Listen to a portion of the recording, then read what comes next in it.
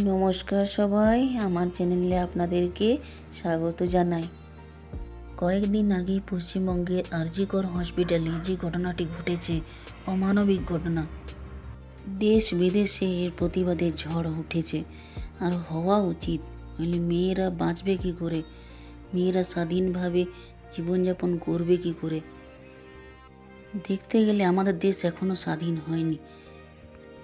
আমাদের নিজের দেশের লোকই আমাদের মেয়েদের নির্যাতন করছে, যৌন হেনস্থা করছে, নৃশংসভাবে হত্যা করছে।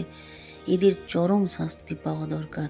শুধু জেল বা ফাঁসি হওয়া নয়, এদেরকে তিল তিল করে কষ্ট দেওয়া, মারা দরকার, যাতে এদের বুঝতে পারে যে মেয়েরা কতটা কষ্ট পায়, কতটা নৃশংসভাবে ওদের হত্যা করা হয়।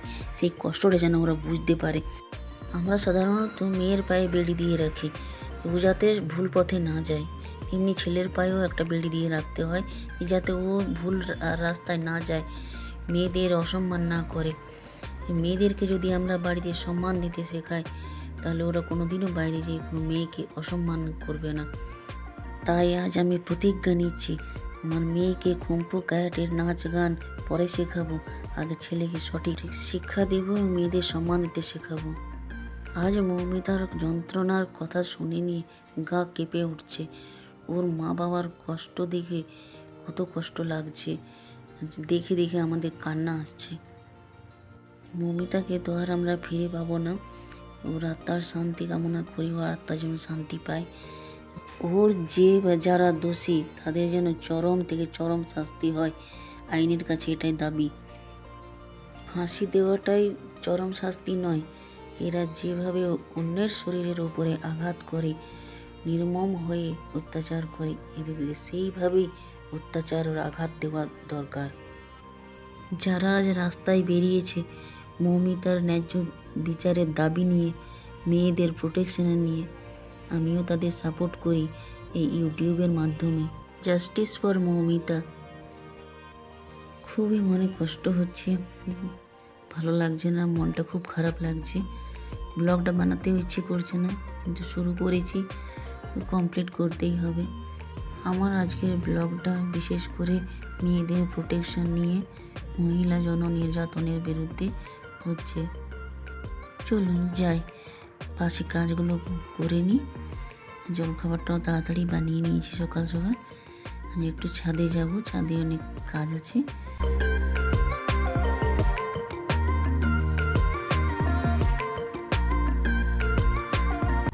আগেকার যুগের তুলনায় এখনকার যুগে এত আইন কড়াকান্তি থাকা সত্ত্বেও এত এইরকম ধরনের ঘটনা ঘটে যায় যে আমরা ছেলে বা মেয়েকে, শুধু মেয়ে কেন, ছেলেকেও বাইরে যে পড়তে পাঠিয়ে নিয়ে বা চাকরিতে পাঠিয়ে নিয়ে মা বাবারা কিন্তু শান্তিতে থাকতে পারে না।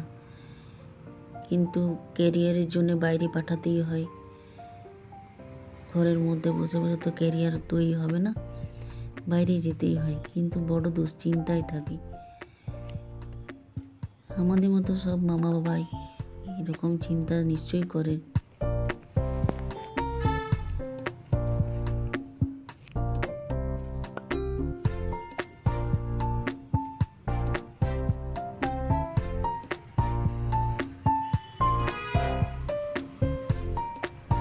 আজ একটু আমার মনে হচ্ছিল যে একটু ঘরের জিনিসগুলো মুছি, রোজ রোজ তো আর মোছা হয় না, তাই কোনো দিন সময় বার করে মুছে নিই। রোজ রোজ এগুলো তাড়াতাড়ি করতেও পারি না, অনেক টাইম লাগে। রোজের নিত্য কাজ তো অনেক কিছু থাকে, তার মধ্যে এগুলো একটু এক্সট্রা হয়ে যায়, এই জন্য রোজ হয় না। যেদিন সময় দেখে আজ একটু মন বানিয়ে নিয়েছি যে আজ এগুলো একটু করবো, একটু ভাবছি করে নিই।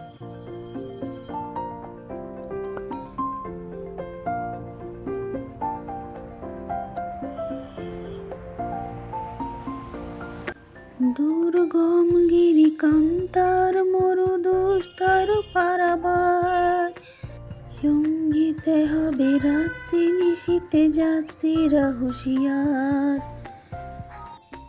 গান জানি না, গানের গলাও নেই, তবু কি জানি কেন এখনকার যে ঘটনা ঘটছে সেসব মনে করে হঠাৎ এই কবিতাটা মনে এসে গেল, তাই একটু গুনগুনিয়ে ফেললাম। টিভিটা আমার একটু উঁচুতে আছে, যেখানে টিভিটা ঠিক হওয়া উচিত ছিল সেই জায়গাটাতে ইলেকট্রিক্যাল বোর্ডটা আছে, এর জন্য টিভিটা সেট হচ্ছিল না, তার কারণে উপরে রাখা হয়েছে। আর নিচে একটি টেবিল আছে, সেই জন্য সোজাসুজি ওরা হাতে লাগাল যায় না, একটু চেয়ারে চেপে নিয়েছি।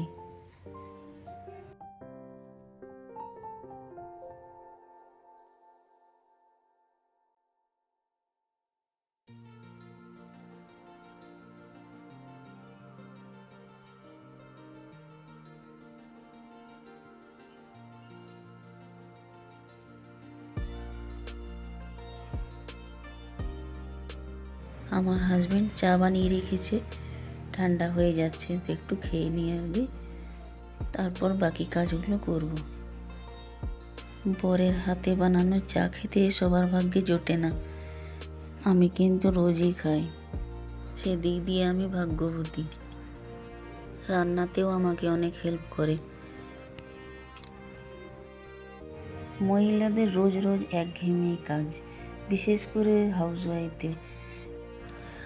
হাজব্যান্ড চান করে চলে এসেছে, পুজো করবে এবার, ওকে ভিডিও করতে দেবে না, ভিডিও সামনে আসবে না। সকালে রান্না করতে গিয়ে আমি ভিডিও করতে গেছিলাম, বকা খেলাম, ওকে ভিডিও করতে দেবে না। সকালে মর্নিং ওয়াক করতে যাই, ভোরেই উঠে নিয়ে মর্নিং ওয়াক করতে যেয়ে রোজ অনেক ফুল তুলে নিয়ে আসে, রকমের অনেক ফুল জোগাড় করে আনে ঘুরে ঘুরে। এই দেখুন কি সুন্দর ফুলগুলো লাগছে, কিন্তু হলুদ জবাগুলো ফোটে খুব বেশি, লাল জবাগুলো কম ফোটে। ঠান্ডার সিজনে লাল জবাগুলো বেশি ফোটে। হ্যাঁ, কলকে ফুলগুলো দেখুন, 3 রকমের কলকে ফুল আছে, হলুদ, গোলাপি, সাদা, রকমের ফুল থাকলে কি সুন্দর লাগে দেখতে। আমার হাজব্যান্ডের জন্য জলখাবার আর লাঞ্চ রেডি করে দিয়েছি। আমি যখনই রুটি খেতে দিই 4 টুকরো করে দিই। এবার একটু চাও বানাতে হবে, আমার হাজব্যান্ড অনেকবার চা খায়, জলখাবার খেয়ে তো চাই। ও লাল চা খায়, আমি দুধ দেওয়া খাই, কিন্তু আগে ও দুধ দেওয়া খেত, কয়েক বছর ধরে ছেড়ে দিয়েছে গ্যাসের প্রবলেমের জন্যে।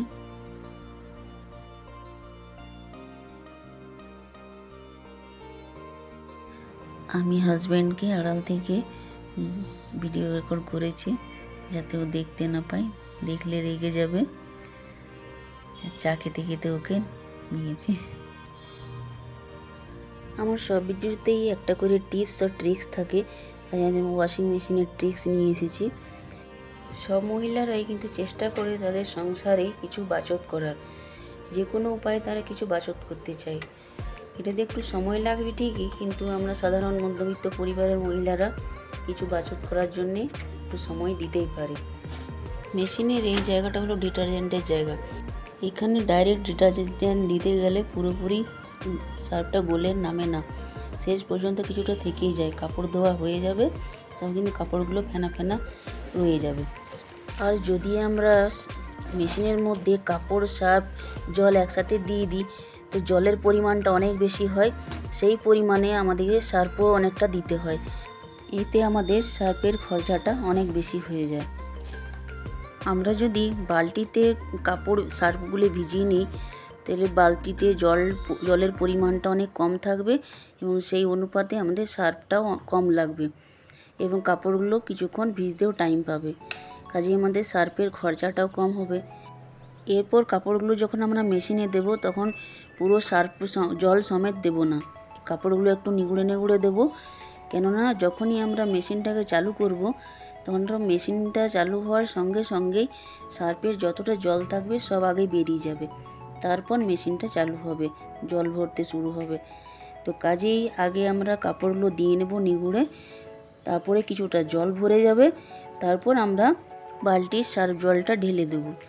তাতে কী হবে, মেশিনের জলের সাথে সার্ফের জলটাও পুরোটা থেকে যাবে।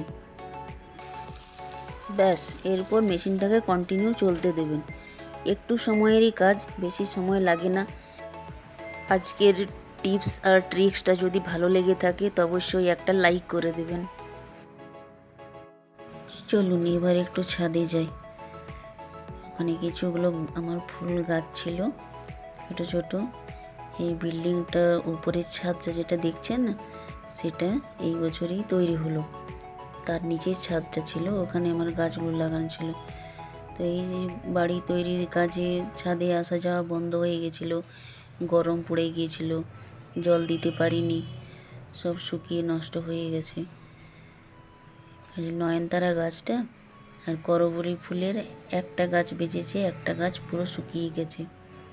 সেইগুলোকে সব ঝেড়ে ছাড়িয়ে দেব, আবার লাগাবো নতুন করে মাটিগুলো ঝেড়ে নিয়ে।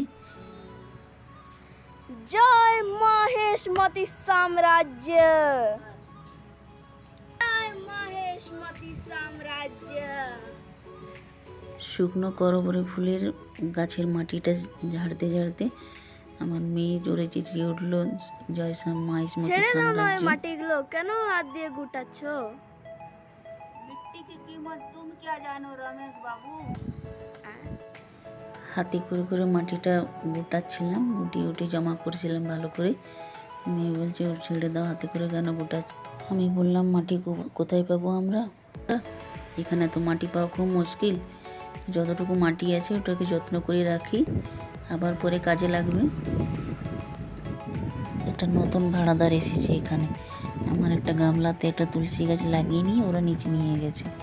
সেই জন্য ভাবলাম আমি এই গাছগুলো কটা একটু যত্ন করে আসি।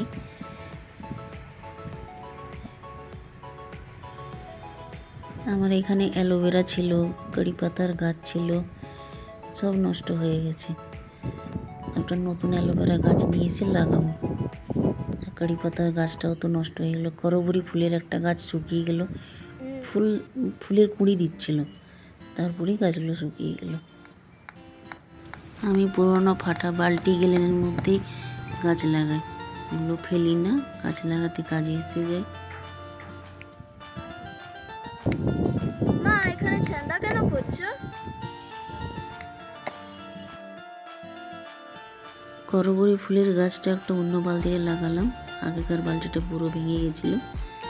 নিয়ে জিজ্ঞেস করছে যে ওটা তুমি কি ছেঁদা কেন করছো? তোকে বললাম ছেঁদা এই জন্যে করলাম নিচের থেকে, যে বৃষ্টিতে জল জমা হবে না বালতিটার মধ্যে, যদি জল পড়বে তো নিচের থেকে বেরিয়ে যাবে ফুটোর মধ্যে, তো সেই জন্যই ছেঁদা করলাম, যাতে গাছটা নষ্ট হবে না। তা করতে এদিকে আমার একটা ডেলিভারি এসে গেছে। আমি অনলাইন অর্ডার করেছিলাম আমার একটা পছন্দের জিনিস, যেটার দ্বারাতে আমি একটা নতুন পথ চলা শুরু করব। একটা ট্রাইপড, ছোটো মতো একটা ট্রাইপড আমি অর্ডার করেছিলাম। বড় নিলাম না, দেখি আগে আমি রাস্তা চলে কত দূর এগিয়ে যেতে পারি। যদি ভালোভাবে আমি এগিয়ে যেতে পারি, আমি সবার সাথ পাই, আপনারা সবাই আমাকে সাপোর্ট করেন, তাহলে আমি আগে আরও ভালো ট্রাইপড কিনতে চেষ্টা করব। আবার ছাদে চলে এলাম, একটু কাজ বাকি ছিল। শুকনো ডালগুলো কেটে নিয়ে বালতিগুলো সব ব্যালকনির সাইডে লাইন দিয়ে রেখে দিলাম। কিছুগুলো বালতি খালিই থাকলো, পরে গাছ এনে লাগাবো। এখন দুপুরবেলা, এখন হালকা হালকা রোদ দিচ্ছে, মেঘলা মেঘলা, আবার কোনো দিকে মেঘ করেছে। চলুন এবার নিচে যাই। এখন বিকেল 6:20 বাজে, আর জোরে বৃষ্টি শুরু হয়েছে, আর ওই দিক দিয়ে সূর্য দেখা যাচ্ছে। একদিকে সূর্য, একদিকে বৃষ্টি। আমার মেয়ে দৌড়ে ছাদে এসে নাচ করতে লেগেছে। আমিও পিছনে পিছনে এলাম ওকে মানা করতে, যে ভিজে যাবে, শরীর খারাপ হবে। দেখিনি, খুব ভালো লাগলো, ওইদিকে সূর্য এদিকে বৃষ্টি, একটু ভিডিও বানিয়ে নিলাম। এই ছোটোবেলাকার খেলা মনে হয়ে গেল। রৌদ্র দিচ্ছে, বৃষ্টি পড়ছে, খেঁক শিয়ালির বিয়ে হচ্ছে। ছোটোবেলার স্মৃতি মনে করে আজ এখানেই শেষ করলাম। আজ আসি তাহলে, সবাই ভালো থাকবেন, সুস্থ থাকবেন।